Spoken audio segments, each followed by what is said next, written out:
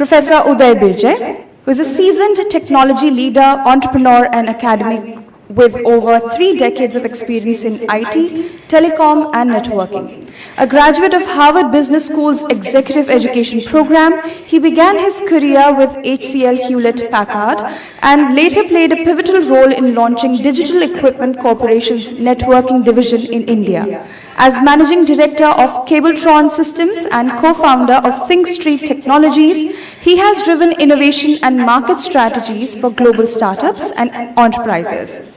He currently serves as Professor of Practice at Vivekanand Institute of Professional Studies and as President of the Mysore Lancers Heritage Foundation, where he actively preserves and promotes India's military history. A dedicated mentor, he supports startup ecosystems through initiatives like Niti Aayog's Atal Innovation Mission and Stanford University's Seed Spark program. His work in deep tech, including AI, IoT, and quantum technologies, continues to influence industry-academia collaboration. We're honored to have you here with us, sir. I invite Professor Birje to deliver his talk on Innovation Ecosystem Driving Viksit Bharat. And Jai Hind, friends. Firstly, I would like to thank Professor Avinash Kumar Agarwal-ji. I think he has been we visit institutions across the country, and I live just about a few minutes away from one of the top institutions in the country. I've never seen a better patriot, nationalist, director of an institution of national importance than Professor Avinash Kumar Agarwal. And I don't know how many of you were there. Last year, me and Ravi Ayerji visited and gave you a flavor of what we do. But I will possibly, spend a few minutes on something that I covered last year also, but with new, fresh updates. Also, I think in many ways, Lieutenant General A.K. Singh, he's, I wouldn't say he's retired, he's also a member of the National Security Advisor Board. So whenever I need motivation in some of the works that we do, I listen to his videos. And he's such a great speaker, and I think you must host him, sir, sometime next year. I think he's a fantastic speaker. And he's so knowledgeable, and also, I don't know how many of you know about the structure or the organization of the Indian Army. He just retired roughly a year back, and I can say I'm biased because I come from his region that he controls, that is, he used to control, called Southern Command. And Southern Command controls, or rather consists of 40% of the Indian Army. And part of the Konark Corps based in Jodhpur also was under his command. He's a fantastic speaker, and I have a couple of videos. Maybe later in the break or sometime I can play a couple of short videos.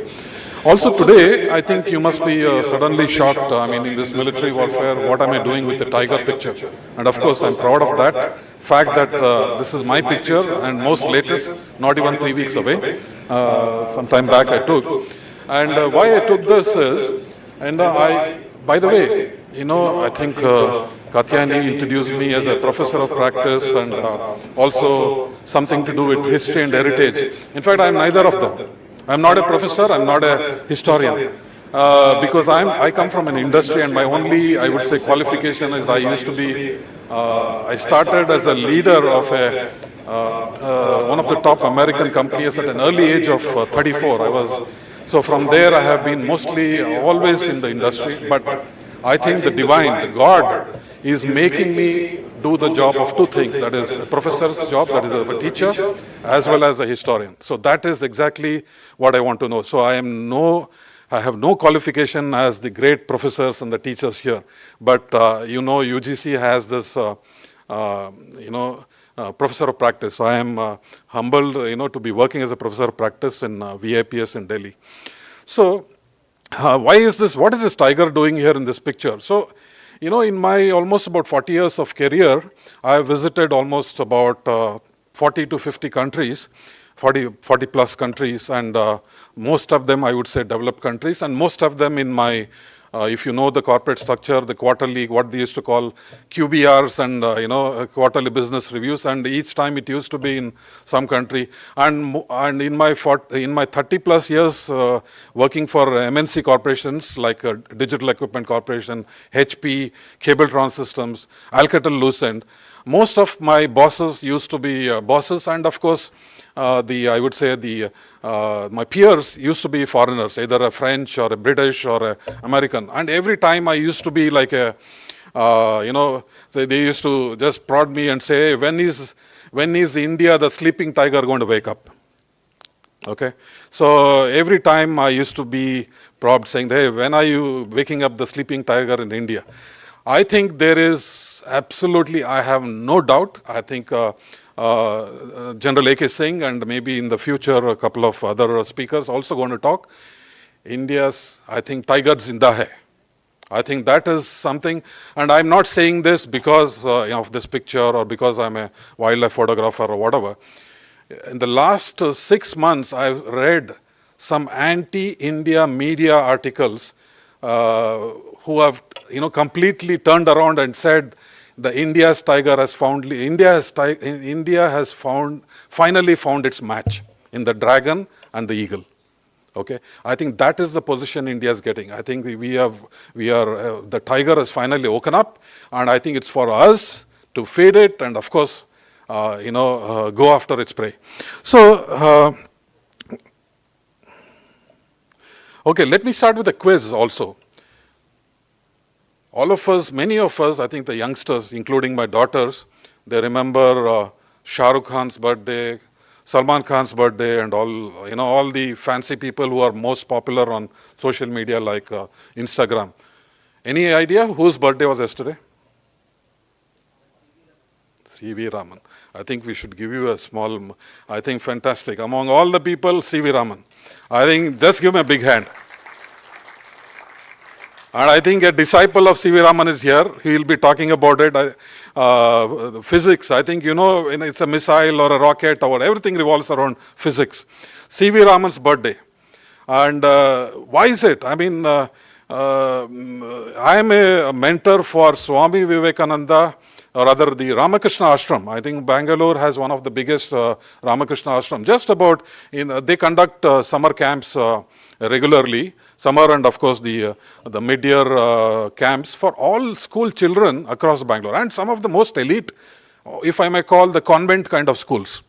And I was there in the last summer camp in, I think, May or June, I think, around that time, which is during the break.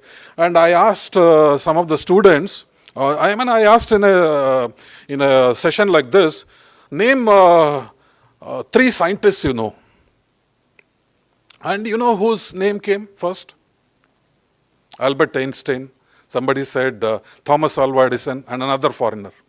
And all from excellent schools, not from some of these second tier or third tier schools. I was shocked. I just said, just down the road, we have a C.V. Raman street.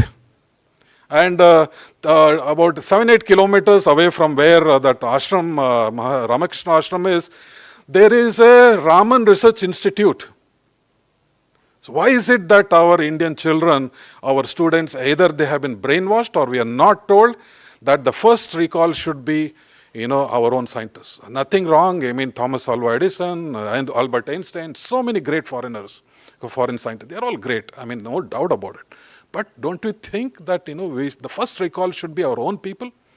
Abdul Kalam, Raja Ramanna, so many people. I think, this is something which we need to bring that change. I think, you can worship Einstein or you can worship anybody else, but I think as Indians, as Bharatiyas, we need to get that in our children to talk about our own people. I think that is also one of the important things when we talk about, I think that's what A.K. Singh talked about. We need to bring this Bharatiya knowledge system into right at the early age of our children, okay?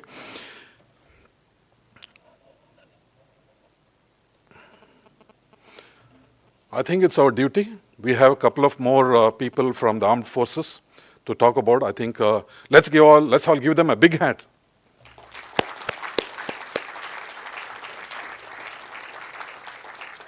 It's not just about Operation Sindoor, though today's talk revolves around Operation Sindoor. But I always remind myself when I go to sleep every night, and I sometimes even talk about it, saying that we can sleep peacefully at night, especially a border city like this, is only because of these people. Freedom doesn't come free. Freedom comes because of all the hard work and all the sacrifices made by these people. And we owe it to them. And the stories of some of the speakers today, it's fabulous. The kind of, battles they have fought, and also there is so much of battles that we will talk about a little bit about our past ancestors as well. And how many of you know about Operation Mahadev? I think after Operation Sindoor, there was another smaller operation called Operation Mahadev as well. Okay.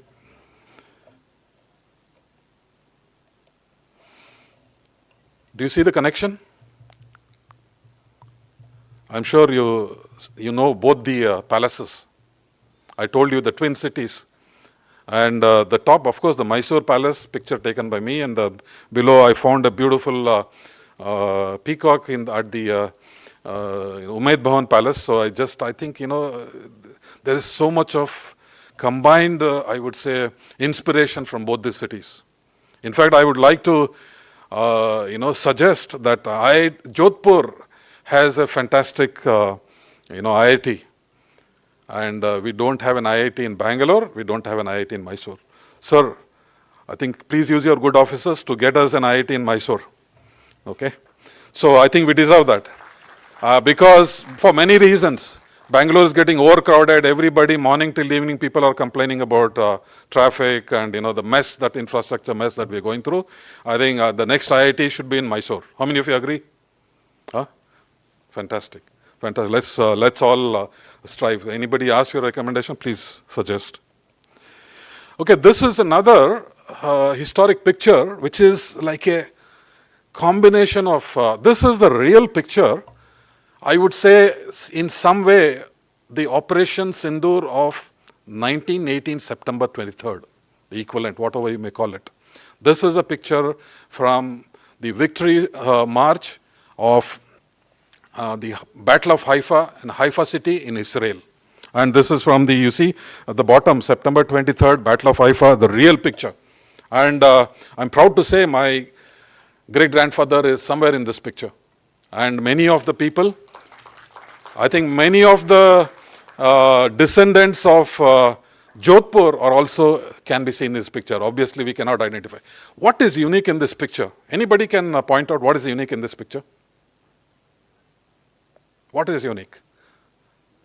Obviously, you can see the great horses, the lancers, and of course the Indian turbans. What is it that you don't see here? And this is a street in Haifa, and which was the victory march. World War I. I'm giving you another hint. World War I. Do you see any white skins?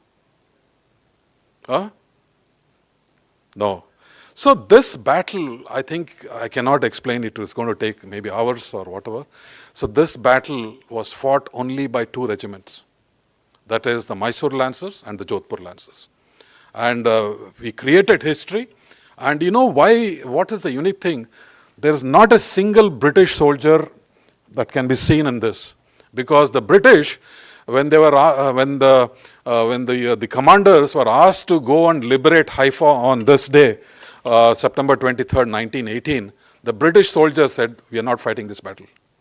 This is one of the toughest battles. We are not fighting it." They gave up. They said, "We are going back." You know what the Mysore Lancers and the Jodhpur Lancers said? They said, "How can we go back and show our faces to the Maharajas? We are not going back." They fought the battle, and historic victory. And this is, yes, I think this is something which IIT Jodhpur, all people who have connection with Jodhpur, whether even if you studied here and you're going back, think about this. And this is not my words.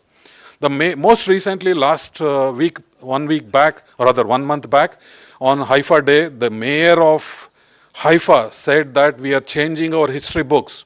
It was the Indians who liberated Haifa, not the British. Okay, this is a historic, I would say, change that we brought in because of whatever we have been doing since 2014. Okay, so this is, I think, remember this always. Okay, the Battle of Haifa also, in fact, we always used to say that Battle of Haifa resulted in, the formation of Israel, no doubt about it. But General A.K. Singh, last month he was in Bangalore during Haifa Day celebration, he corrected us. He said it is not just Israel. 4 countries came into existence because of this battle, because the World War ended in October 1918, and 4 countries later, of course, they all resulted in 4 countries, that is Jordan, Saudi Arabia, Iraq, and of course India. You go back to the history, some of the texts or some of the history books or whatever, India's independence was promised if we participated in this war. Okay, I don't want to go into the details. Go and do the research on this. India's, I would say, in some way, the battle or rather the struggle for independence started with this Haifa battle. And the Britishers promised us self-rule if they win the World War I. They won the World War I, but they backtracked. Okay, and here, how important this is, I think you are aware. In fact, I checked recently also with some of my friends in the Foreign Office, the India, Middle East, Europe Economic Corridor, IMEC, is in progress. Though there has been some delays because of the Hamas and the Gaza war going on, but this corridor goes through a strategic port called as the Haifa port, which is today owned and run by an Indian. Do you know that? Any guess? Adani. Adani ports control Haifa port. Okay. Okay, I think I may have crossed my time, but I'll just quickly. I mentioned C.V. Raman. C.V. Raman is a legend, the first Indian to get a Nobel Prize. First Indian and first Asian to get a Nobel Prize in physics. And I just live about 2 kilometers away from Indian Institute of Science and another 2 kilometers away from Raman Research Institute. I think these are the great people that we must talk about. And I always make it a point to mention that the Mysore Maharaja was not the great of only the Mysore region. He was the true architect of modern India. Okay, modern India, I mean, there are so many examples, but one example I want to, because we are in a great institution here. How many of you know that the first chancellor of BHU, which is now called IIT BHU, was Nalvadi Krishnarajendra Vadiyar.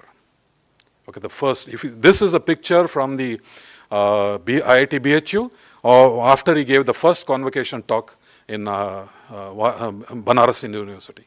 So his contribution goes across the country. Even if you go to Delhi and you see the Teen Murti statue, the contribution was from Mysore Maharaja and Jodhpur Maharaja.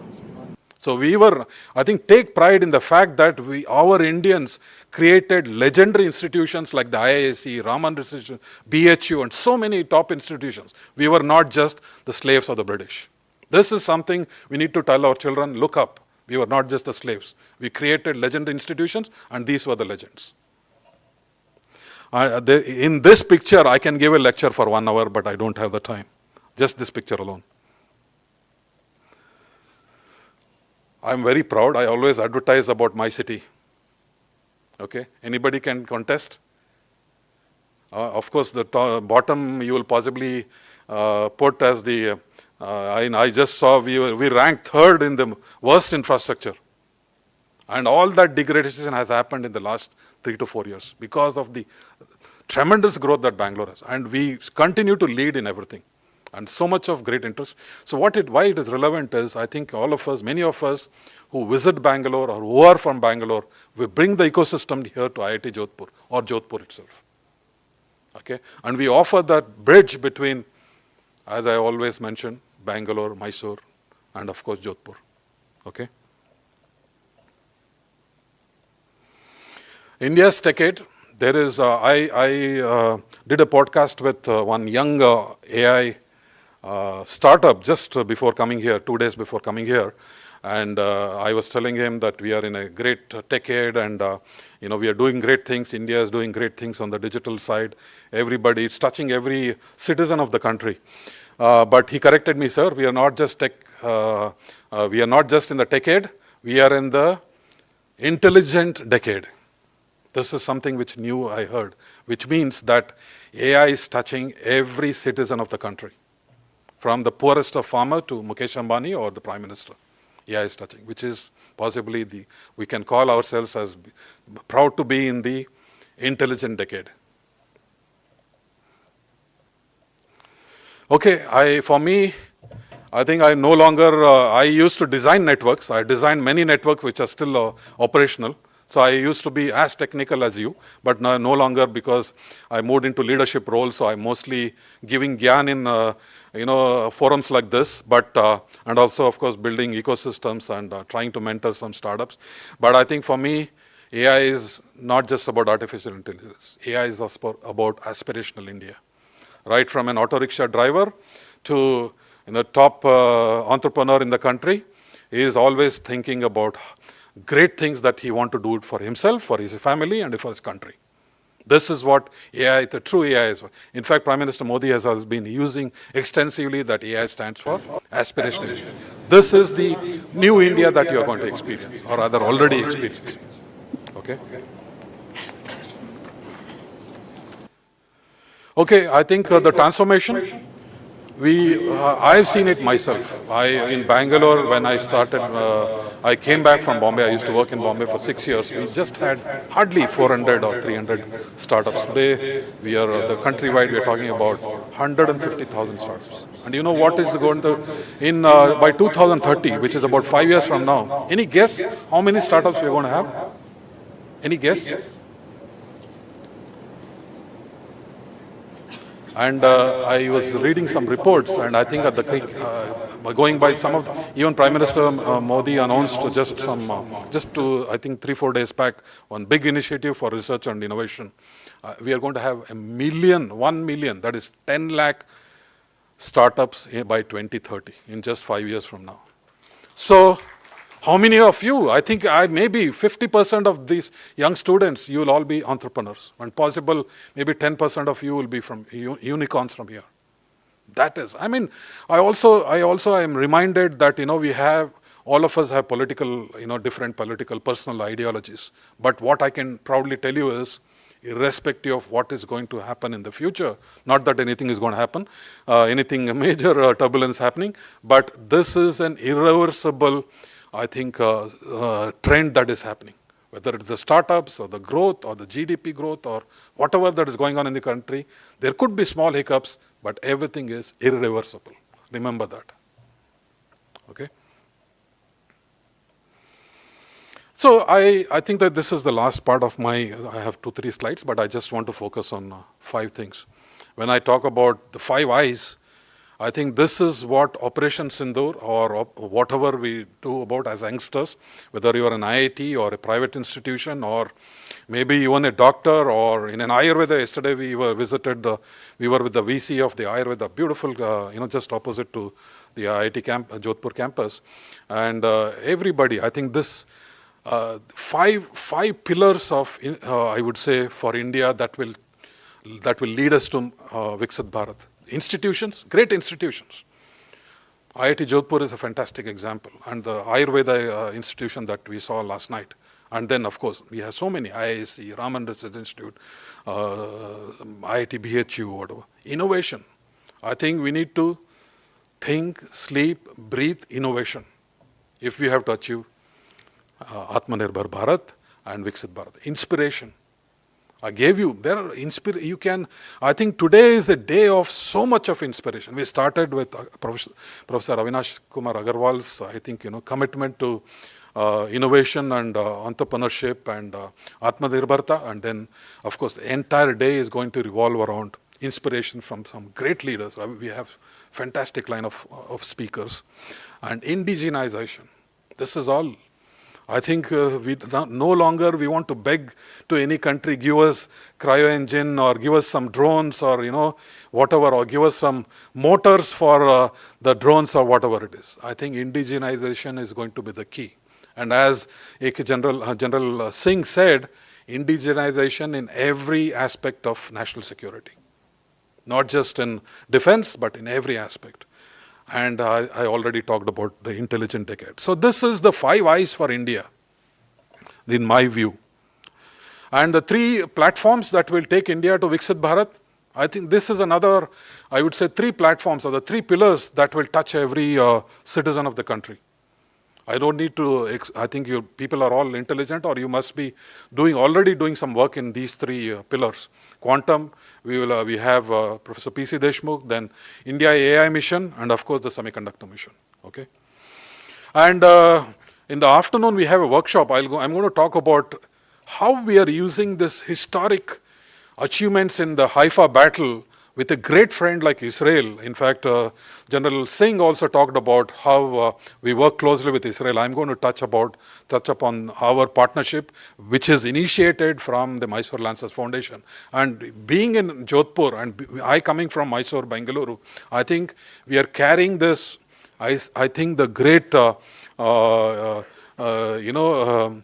platform of collaboration with Israel across the country. So I'm not going to go into detail, but these are some of the areas that we're working with Israel, and we are working at the top level. Circular economy, cyber security, leveraging. And in fact, I would suggest that at some point, maybe in 2026, we'll get some experts from Israel, whom we are already discussing with in Bangalore and Delhi, and of course, right from some of them from outside in Israel, on how to build some of this, especially cyber security. They are number 1 in cyber security. Most of the cyber security companies are all Israeli companies. Okay. Thank you very much, and really appreciate. I think I may have crossed a little bit, 5-10 minutes more, but thank you for the time, and thank you once again, IIT Jodhpur, for giving us this opportunity. And we will all be here till about 4 o'clock. Look forward to great interactions. Thank you. Jai Hind.